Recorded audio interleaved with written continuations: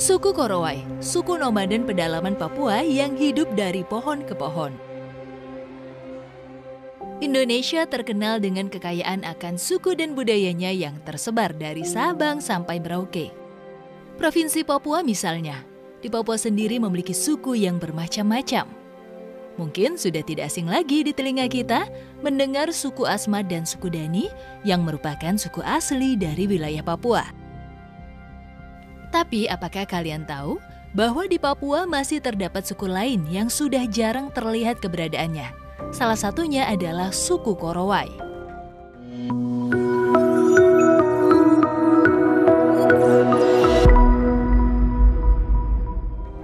Suku Korowai merupakan suku asli yang mendiami beberapa kabupatennya di wilayah adat Animha, wilayah Papua bagian selatan, seperti di Kabupaten Merauke, Bovendigul, Asmat, dan Mapi. Suku ini teridentifikasi sekitar 30 hingga 35 tahun yang lalu. Sebelumnya, suku Korowai menempati pedalaman Papua tanpa pernah berkomunikasi dengan dunia luar.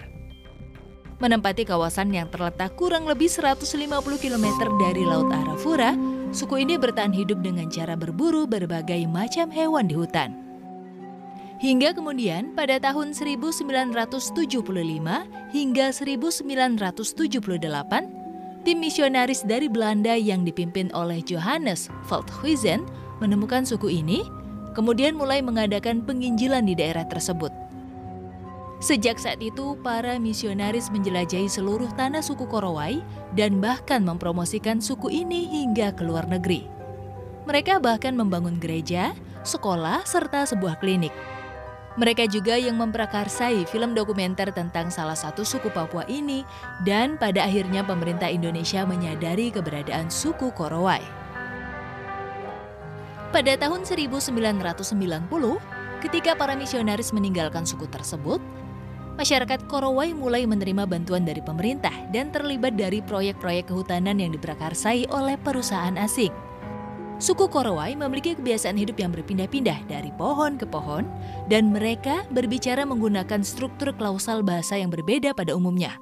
Orang Korowai menggunakan struktur klausal subjek, objek, predikat atau SOP. Selain itu, mereka percaya bahwa kematian tidak datang dari penyakit atau takdir, melainkan datang dari penyihir.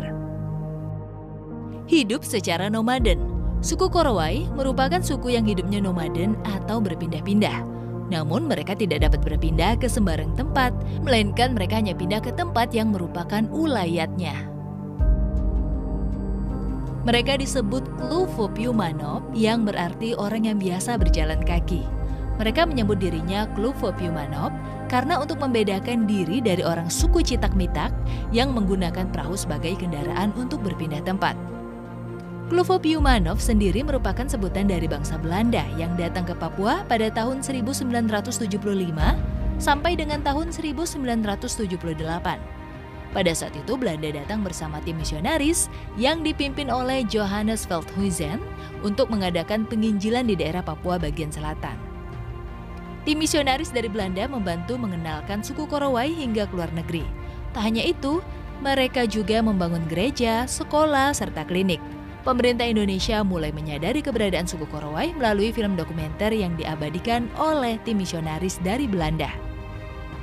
Bahasa Korowai termasuk dalam rumpun bahasa Sungai Digul atau Papua Tenggara, atau dalam klasifikasi lama disebut Auyudumut, dan merupakan bagian dari Filum Transnugini. Sebuah tata bahasa dan kamus telah diproduksi oleh ahli bahasa misionaris Belanda. Orang luar membedakan orang Korowai dalam menjadi dua macam, yakni orang Korowai besi dan orang Korowai batu. Orang Korowai besi adalah orang Korowai yang sudah menerima peradaban modern dengan alat-alat besi, seperti kapak, besi, pisau besi, parang besi, dan lain sebagainya. Sedangkan Korowai batu adalah mereka yang masih hidup dalam zaman batu dan belum tersentuh oleh peradaban modern. Tinggal di atas pohon. Berbeda dengan suku-suku pada umumnya, suku Korowai tinggal di atas pohon. Mereka membuat tempat tinggal di atas pohon. Bukan hanya sekedar pohon, tapi mereka tinggal di atas pohon yang memiliki tinggi puluhan meter dari permukaan tanah. Pembuatan rumah pohon dilakukan dengan cara bergotong royong, mulai dari memilih bahan, serta menentukan lantai dan pohon yang akan digunakan sebagai tempat tinggal. Umumnya suku Korowai memiliki pohon yang besar dan kokoh sebagai tiang utama rumah. Dindingnya hanya terbuat dari pohon sagu. Penduduk dari suku ini membangun rumah pada pohon yang memiliki tinggi 10 hingga 30 meter. Terbuat dari kayu, rotan, bilah bambu, dan kulit kayu, rumah suku Korowai dibangun di atas pohon untuk mencegah serangan binatang buas pada zaman dahulu atau bahkan serangan dari suku lain. Untuk mencapai ke dalam rumah, mereka membuat tangga yang terbuat dari sebatang kayu. Suku Korowai memiliki pembagian tugas yang sama. Seperti kaum pria bertugas menebang pohon dan pergi ke hutan untuk berburu, mulai dari kuskus, babi hutan, hingga burung kasuari. Sementara itu, kaum wanita dari suku ini bertugas mengasuh anak dan mencari sagu. Ciri khas dari kaum wanita suku ini adalah mereka biasa memakai rok pendek yang bahannya didapatkan dari kayu dan serat sagu. Memiliki tradisi pesta sagu. Orang Korowai melakukan pesta sagu sebagai perayaan peristiwa tertentu, seperti kelahiran bayi ataupun pernikahan.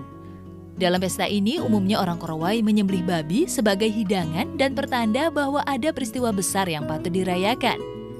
Tidak hanya itu, mereka juga akan melakukan tarian Kulomon yang berlangsung dari malam sampai pagi hari.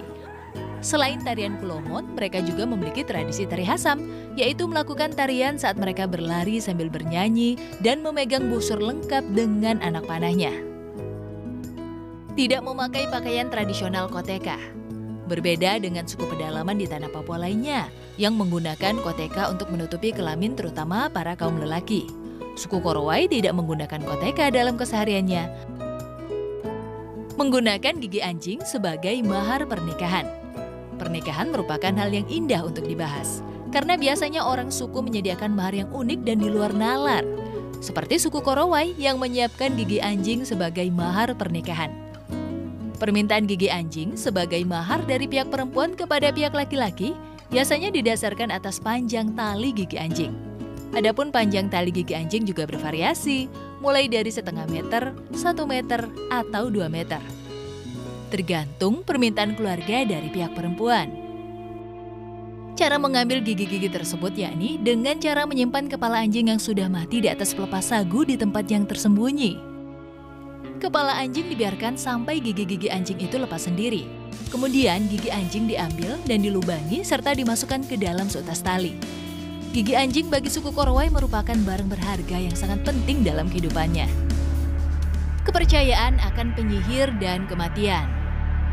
Keterbatasan ilmu pengetahuan tentang penyakit, bakteri, dan kuman membuat orang Korowai percaya bahwa kematian misterius disebabkan oleh kakhua atau penyihir yang menyerupai seorang laki-laki. Kepercayaan tersebut membuat suku Korowai terkenal dengan kanibalisme yang sering digunakan untuk memakan seseorang karena dianggap sebagai kakhua. Menurut orang Korowai, memakan kakhua adalah sistem keadilan terbaik.